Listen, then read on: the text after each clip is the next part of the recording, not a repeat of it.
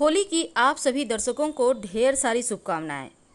होली का दिन बहुत प्रभावशाली माना जाता है क्योंकि इस दिन शुभ और अशुभ दोनों ही प्रक्रियाओं का फल दोगुना मिलता है। आप अगर तांत्रिक प्रयोग करते हैं तो उसका भी फल दोगुना मिलेगा। नकारात्मक शक्तियां भी हावी इस दिन दोगुना रहती हैं और अच्छी शक्तियां भी दोगुना फल देती हैं।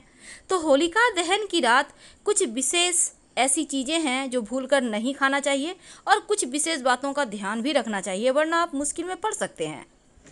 अगर हम ज्योतिष की माने तो होली के दिन नकारात्मक ऊर्जा बहुत ज़्यादा वातावरण में बढ़ जाता है।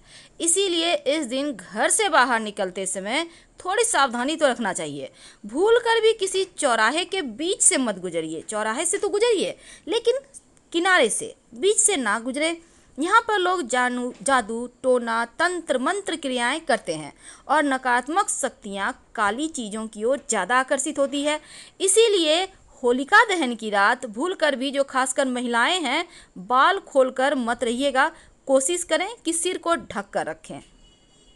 इस दिन जब आप होलिका दहन की पूजा करके रात में अपने घर आइएगा तो पीछे मुड़कर मत देखिएगा, चाहे कोई आपका अपना ही क्यों ना आवाज़ लगाए, क्योंकि एक आवाज़ में पीछे मुड़ना सही नहीं होगा। 2 बार कोई आवाज़ लगाए तब आप पीछे मुड़ के देख सकते हैं, क्योंकि एक आवाज़ भूत प्रेत का भी संकेत होता है।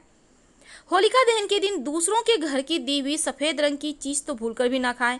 खास तौर पर दूध, दही, सफ़ेद मिठाई, बतासे, खीर, ये सभी चीज़ें बिल्कुल भी ना खाएं, क्योंकि लोग जादू टोना अक्सर सफ़ेद रंग की लिक्विड चीज़ों में या फिर मिठाइयों में ही करते हैं। होलिका दहन के दिन रास्ते में पड़ी भी किसी भी चीज़ को मत छूइएगा, क्योंकि हो सकता है किसी ने कुछ जादू टोना करके फेंका हो। आप मुसीबत में पड़ जाएंगे वरना, तो इसका ध्यान रखें। और काली हल्दी का टोटका अगर होलिका दहन की रात करें तो बहुत अच्छा होता है, मनोकामना पूर्ण होती है। लेकिन एक बात रखिएगा याद, दूसरों का सामान मत लीजिए, क्योंकि कई लोग ईर्ष्यावश आपका बुरा कर सकते हैं। और ना ही किसी को कुछ दीजिए।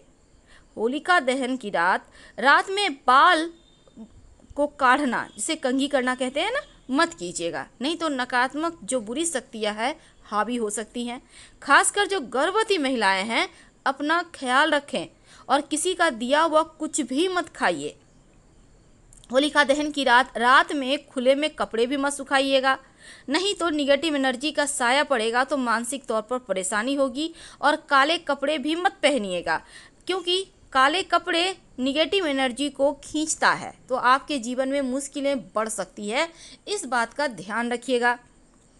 देखिए, खासकर जो शास्त्रों के अनुसार राहु केतु से संबंधित कुछ पेड़ों को बुराई का प्रतीक माना जाता है और होलिका दहन में इन्हीं पेड़ों का उपयोग होता है, जैसे कि एरंड और गुल्लड़ का लकड़ी। तो इस दिन गाय के उपले का भी इस्तेमाल होता है। पर एक बात याद रखिएगा, आम के लकड़ी को मत जलाइएगा, नहीं तो अशुभ माना जाएगा। ध्यान रख